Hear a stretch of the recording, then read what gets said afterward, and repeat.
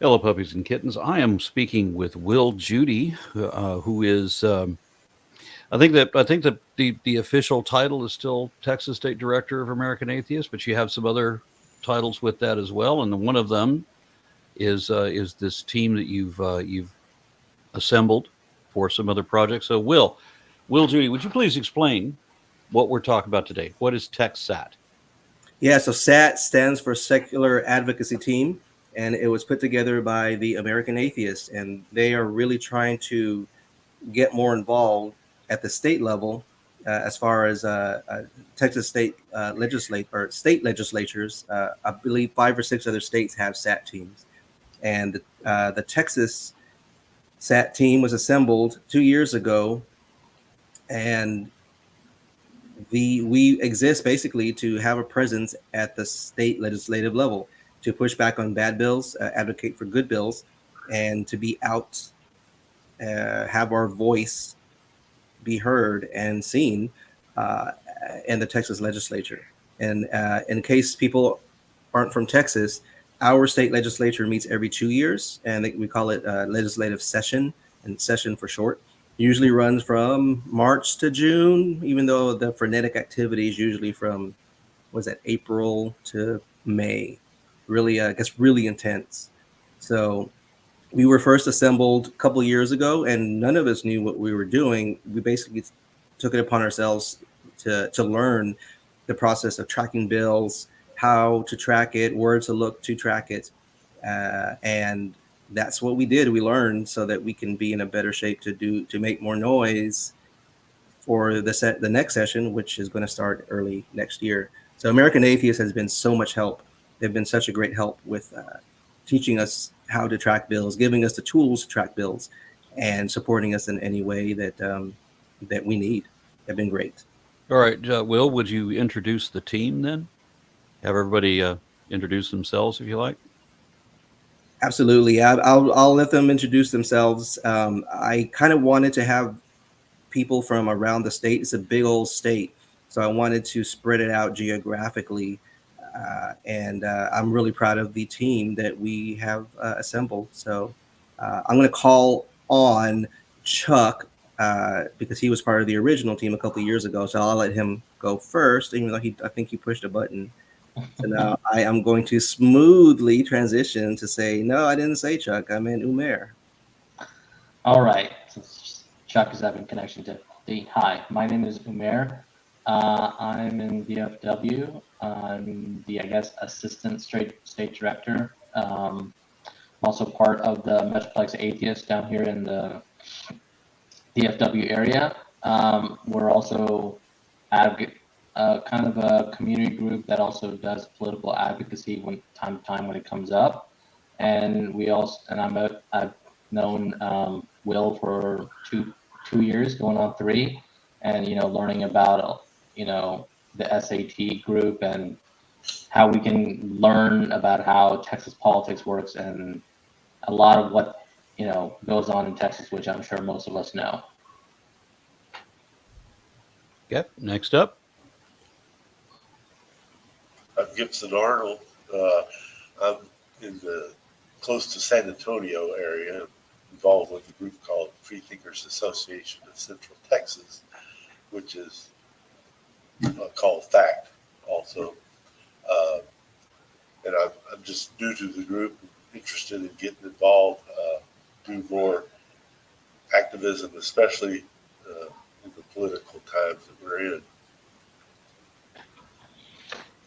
I'll give a quick rundown on Chuck. He probably will pop in a little bit later, but he is actually running for a seat in the Texas State Legislature in the House District 128, which is Beaumont, Deer Park area around Houston.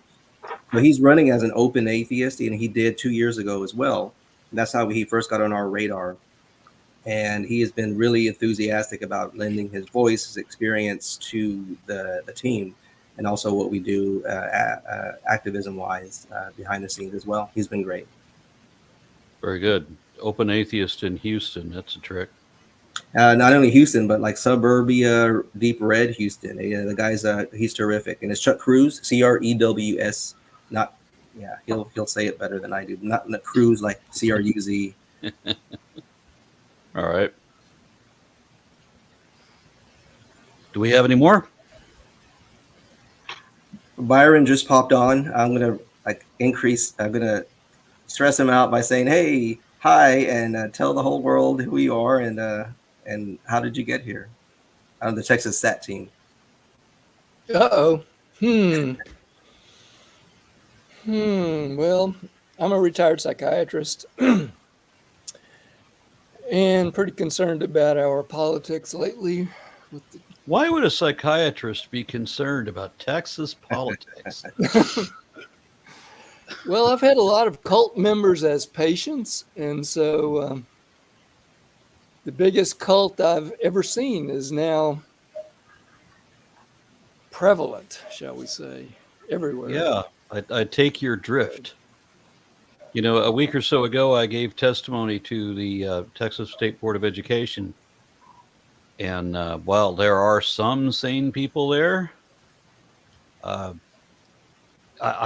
encountered somewhere that where, you know, where they say, well, where the Bible is a book of history and should be taught as such. Ouch. Yeah. Yeah. And that there are some things that are brute facts, and you know that they're brute facts because they're detailed in the Bible. Yeah. Of course. Bronze Age wisdom. I love it. Yeah. Yeah, Arwen, I absolutely appreciate what you do because you go as well as you, Byron, and we're gonna all hopefully each of us do it soon if we can. But y'all go to Austin to testify in person, and it's a all day affair. I mean, we really have to spend a whole day waiting and uncertainty. But you have been our representation in Austin a couple times, including last week, and mad props to you for doing it. Thank you so much. Yeah. Yeah, it's frustrating showing up at 8:00 in the morning and then finding out that you don't give a testimony until some point late in the afternoon toward the end of the day. Especially when you drive down from Dallas, because it meant that I had to get up at 3:00 in the morning. Oof. Yeah. I haven't ever addressed the Texas legislature or anything, or the State Board of Education, but I have addressed City Hall when I was living in Houston, and the County Commissioner's Court. Every time you go there, there's religious people preaching to them, you know, trying to get the politicians involved, understand why they have so much influence. And this is what I want people to learn is that we're kind of doing the extra stuff, and they might not even know that they can do it as well. And if they want to, they don't know how to go about to do it. So that's kind of what I want people to know is that, hey, we want to be your resource. We're doing it at the state level. We're doing it at the local level. I've done it at the local level as well. And so I would just want everyone to know that ask us, email us, ask us a question, ask us how to do it if that is something you want to do. And it's pretty rewarding to be the voice. And usually there is a vacuum for the secular voice in government. So I'm glad that we can provide that. Yeah. Is anybody else going to say anything? Yeah, I mean, I'm learning that, you know, after COVID, a lot of the groups are kind of trying to put themselves back together, and there is a lot of organizing and structure. I mean, I think the biggest growth we've seen is building relationships with other progressive LGBT, even Christians Against Conspiracy Nationalism, and kind of building that collective solidarity has had the greatest impact and the greatest numbers. And, you know, everyone, and I think that's where the focus is right now. And it's really shown that it's not just like, you know, atheists, it's, you know, these policies are affecting, you know, people from all swaths of Texas. Well, give us an idea for anybody that's not in Texas, so they know what we're facing. Apart from what we just talked about wanting to teach the Bible as history. Well, in the schools, the school system, the State Board of Education, they're intruding a lot of Christian Bible and so forth in the schools. And I know a few years back they were actually trying to put Moses in the curriculum, take Thomas Jefferson out. You go to like founders.org, the organization, the website that has all the writings of the founding fathers. You try to search for Moses in there, and all the works of the writings of the founding fathers. Moses is only, the name Moses is mentioned like maybe 6 times, and all but one of them is somebody who was living at that time, whose name just happened to be Moses because it was a popular name at the time. So they don't care about reality. They've got their agenda. They're pushing this religion, and That's what I noticed. One of the times that I gave testimony to the SBOE, I heard, and I wish I could remember who was saying it, because I wasn't looking at them when they were speaking, but I heard him say it when they said over a microphone that American history should always be seen as a shining beacon of what it means to be God blessed. And there was an admission that they didn't want to teach things that were embarrassing to the country, because they want the students, the children, to be proud of their nation, and so they don't want them to know embarrassing things that happened, like slavery and the civil rights movement. like reality. Yeah, well, yeah, because those are embarrassing things. We want to show only the shiny parts of history. Which my thought was that if you do that, then you won't. The best way to know how bad things can be is to know how bad they've already been, and to know what your country could do is to know what your country has already done to its own people. Reality is where all of our opportunities lie. Reality is where all of our problems lie. Reality is where all of the the means by which we reach our goals lie. It's where all the solutions to our problems lie. So it really behooves us to be in touch with reality. Yeah. So Umair, did we hear anything from you? Yes, but I would add, like, talking about, the challenges. What's interesting about Texas is, like, Texas is really big, and that means we have a lot of schools, a lot of school boards, and we buy a lot of books. And because they have a board of education that has a standardization of what can be in that book, a lot of other states aren't really going to have that. Many of them don't even have that kind of overview of like what is or isn't in their books. So whatever Texas puts in their books, they just like ship it out to these other states. So, whatever the standard is in Texas, I think a lot of people would be surprised is pretty much what's going to be in many states. And this, like you guys were talking about, this has been how, Texas history books have been written for, many, many decades. So it didn't just start yesterday. Yeah, I want you to check your mic because it's got a little bit of popping on that. I don't know what you can do to fix that, but Chuck, have we heard from you? Because I saw that you were off camera. Apparently, you're on a cell phone, and this software doesn't automatically add you, so I have to manually add you. What would you like to say? All good. I appreciate the opportunity. So I'm Chuck Cruz, CREWS, running for Texas House 128. And I very much appreciate the leadership that Wil has put together to try to get us speaking out against the rise of Christian nationalism here in the state of Texas, because it really is truly on the rise. I firmly believe that what the Texas legislature, the majority of the folks in the Texas legislature, are trying to do is deliberately obscure history, because, as everybody knows, if you don't learn from history, you are doomed to repeat it. Well, there's a whole lot of folks that want to make America great again or make Texas great again.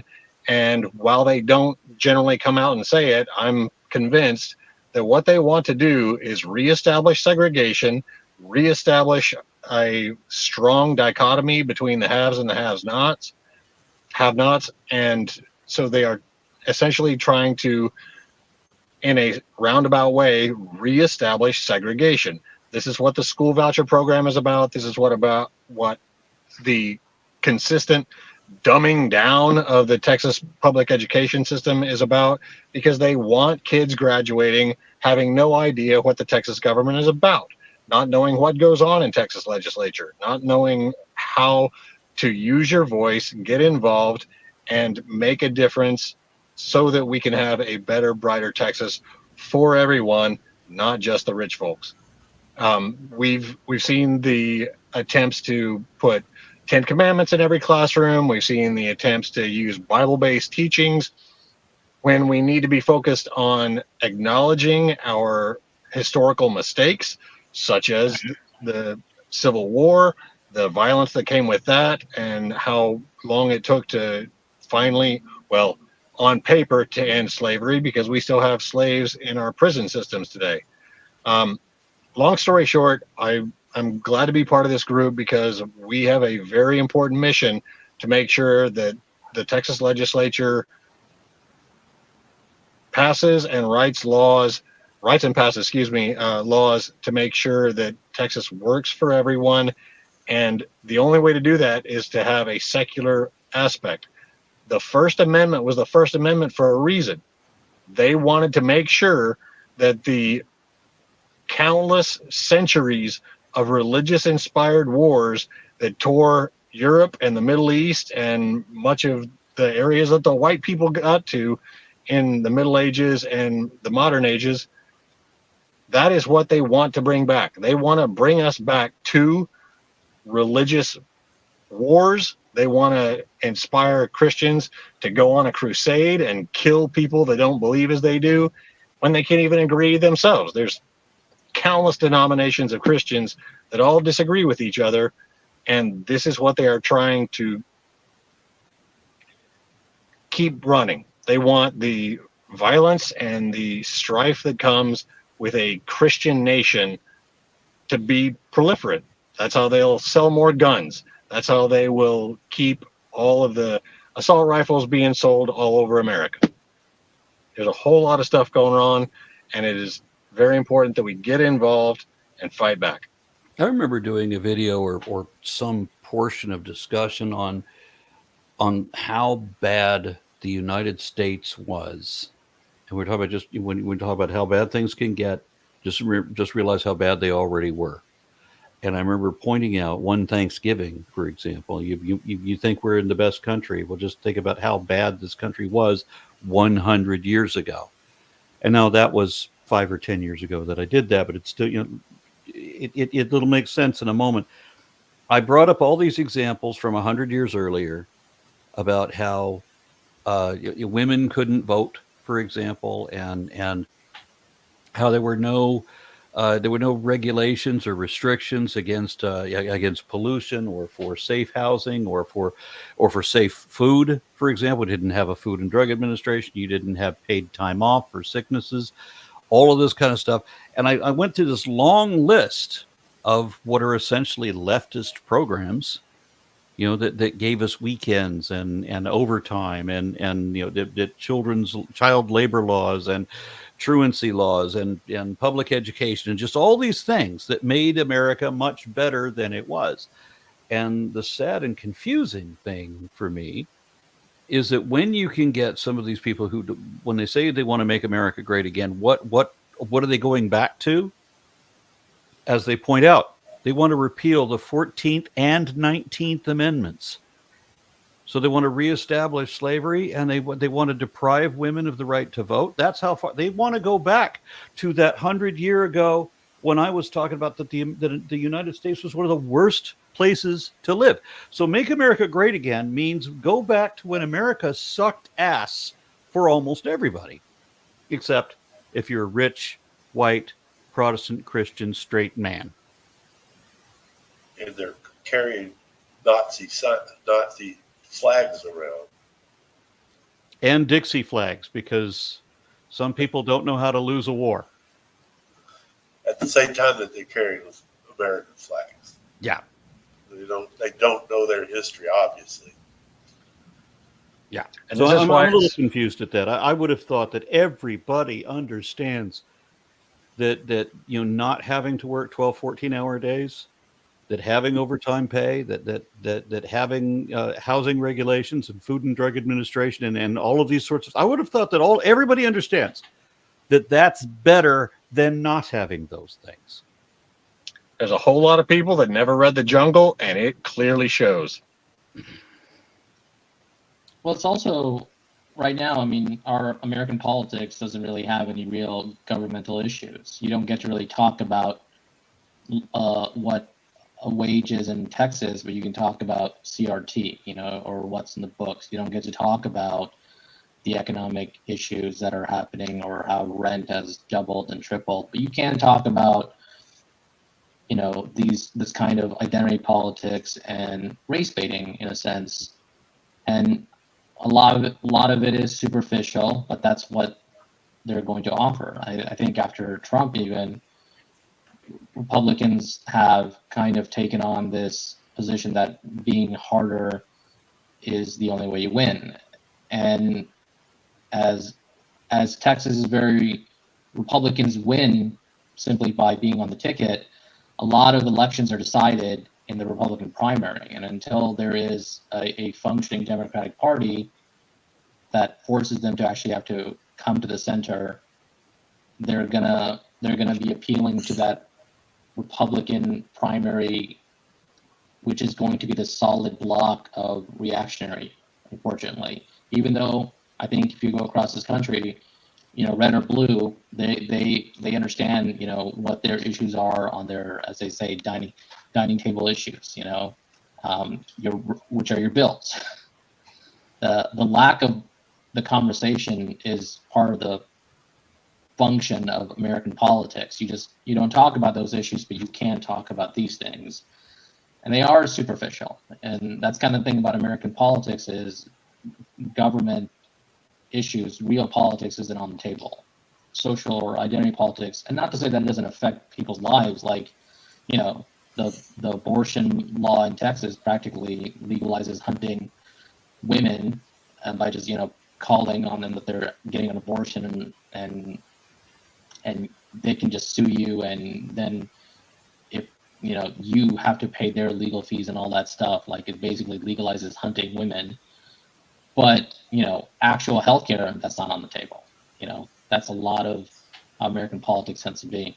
Well, right you now. mentioned CRT, and somehow, I mean, I understand that critical race theory is not actually being taught in our public schools, but people think that they are because they have a false definition for everything.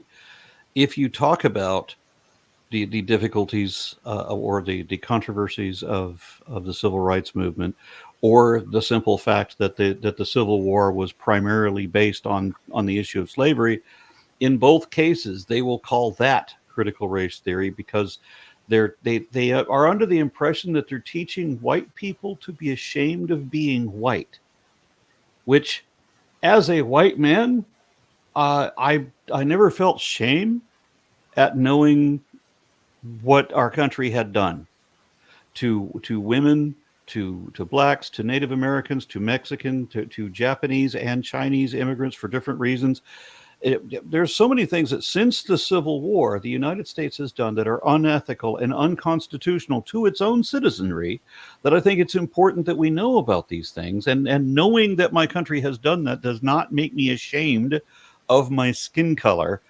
And I think that the only way that it could have that effect on me is if I'm still advocating for these deplorable positions now. I think that the people who are complaining about that are advocating for those positions. As an atheist, my goal in life is to make the world a better place. And to start with that, I have to make myself a better person. And then I have to ask, well, what does better mean? And so to be, well, first of all, I figured out for myself, being honest with myself, brutally honest with myself, is the start of everything. Because if I start by lying to myself, then I start losing touch with reality, and I can't have the benefits of being in touch with reality. And so I try to be honest, be fair, and it's just a better way of living, getting along with other people. You want other people to get along with you. Do your business in a win-win-win kind of way where it helps everybody, it helps the community, it helps yourself, the poor people down the street. Even the wealthy people shouldn't want to be surrounded by poverty and violence. I just don't understand. So we were at war with the Confederates, we were at war with the Nazis, and we were in a Cold War with Russian authoritarianism. And those three factions seem to be the primary elements of the MAGA movement that we see now. I'd agree to that statement. And I'm confused as to how does anybody become that, where they when they're saying to make America great again, and they're talking about going back to when it was shit for everybody. I'm at a loss.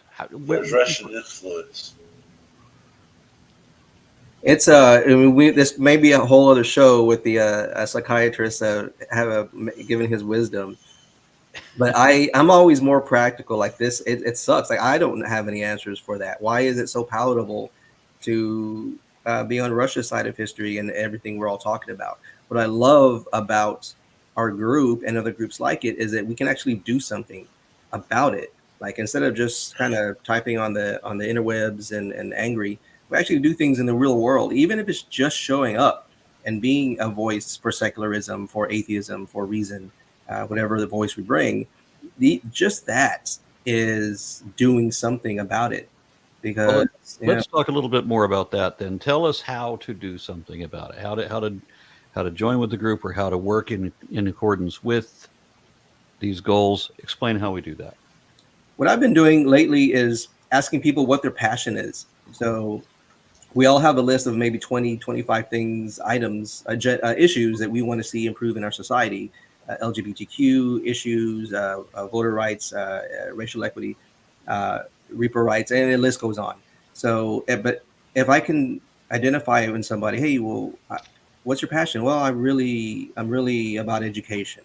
So then I know enough to maybe give them advice or groups about as to what they can do, where they can focus their energy on education in their local government or maybe a local organization. So maybe there's a representative. Maybe it's not where they live, but close.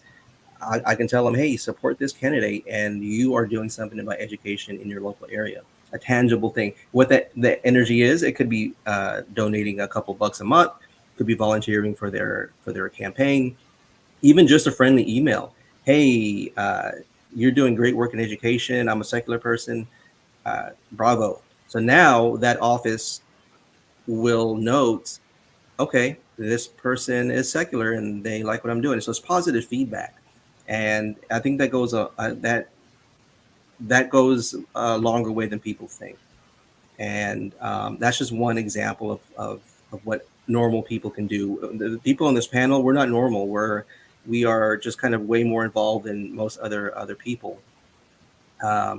But again, I would love for us to be a resource for people if they want to do something and don't know what to do, which is totally understandable. Reach out to us, ask us, and we can point you in the right direction. Well, you also have a thing where you're monitoring bills, right? So is there a database that people can tap into, or do they get into an email group so that they can find out the information that they're interested in finding out when action is needing to be taken? We, as part of this American Atheist SATS team, have access to what's called Bill Track 50. I don't know if other people have access to it, and even if they did, it's really confusing. Like it took us months to kind of get an idea. It's like that Matrix green shit going on the screen. Like it's like, what is this? But after a while, we start to make sense of it. So there will be some high level bills coming through session as far as a secular people that we would be interested in. So a 10 Commandments bill is going to be number one. That one is going to go through the session, and we are going to push back on it. And there are going to be a slew of other bills coming through. I would say we're not as a team on social media, but American Atheist is. And I'm going to, whatever we're doing, I'm going to make sure that it's being posted on American Atheist social media. So it'll have a Texas label on it. And that way people can know what we're doing, what we're pushing back on, or what we're advocating for.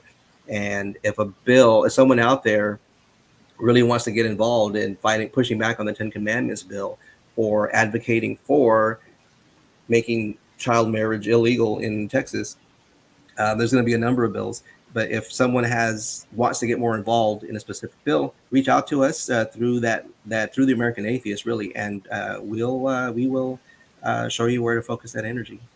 All right, we got get closing comments from all the rest of y'all.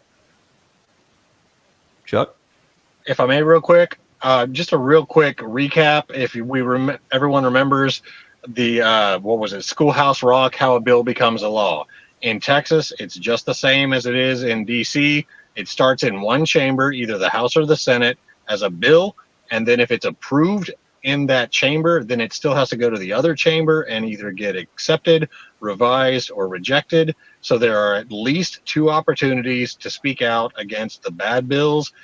We do have a relatively decent tool called Texas Legislature Online, where you can search for bills that are in progress, see where they are, see what's going on.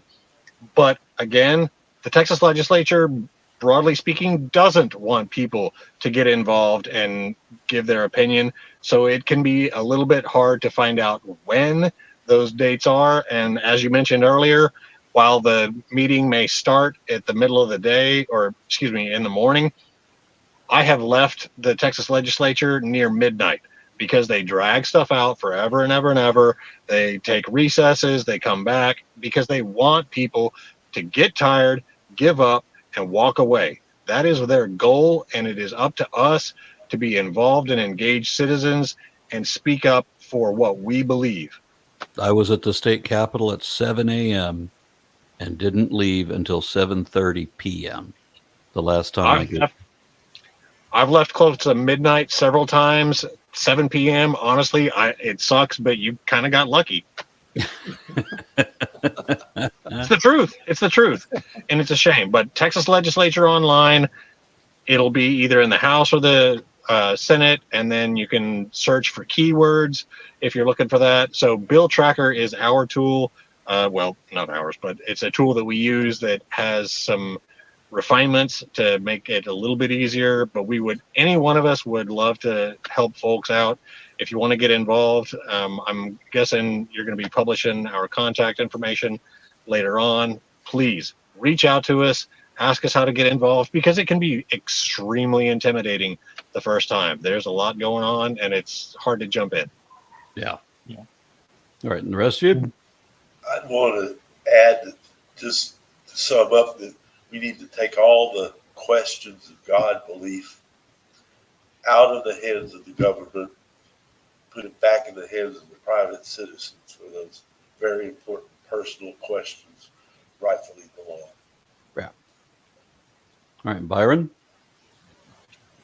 I agree with that, for sure. Okay. And I'm probably the closest to Austin of any of us. So if y'all hear of something going on in a short order of time, I could probably be there easier than all of y'all. So let me know if I can jump up and go down. Yeah, and let me know also when there's something of interest to us, because I could also broadcast that when we need more public response. Yeah. All right. Are we good then?